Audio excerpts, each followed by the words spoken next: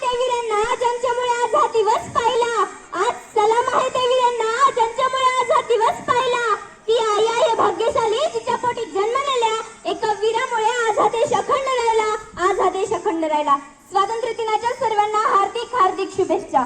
सन्माननीय व्यासपीठ, उपस्थित मान्यवर आणि माझ्या बंधू भगिनींनो, आज 15 ऑगस्ट भारतीय 78वा स्वातंत्र्य दिन या निमित्त आपण वर्षात प्रवेश करत आहोत. मित्रांनो, या महान देशाचा जन्म दोनदा झाला. पहिल्यांदा विश्व निर्माण झाले तेव्हा आणि नंतर 200 वर्षाच्या पारतंत्र्यानंतर या महान देशाचा जन्म झाला. तेव्हा या महान देशाने काही महान मानवांना जन्म दिला आणि नंतर त्याच महान मानवांनी या महाराष्ट्रात या देशाच्या स्वातंत्र्याला जन्म दिला. एका आईने मुलाचे दान दिले. एका आईने मुलाचे दान दिले, विवाहितीने सौभाग्य पानाला लावले. एका आईने मुलाचे दान दिले, विवाहितीने सौभाग्य पानाला लावले. म्हणूनच तर हे आजचे स्वातंत्र्य उद्यास आले. हे स्वातंत्र्य उद्यास आले.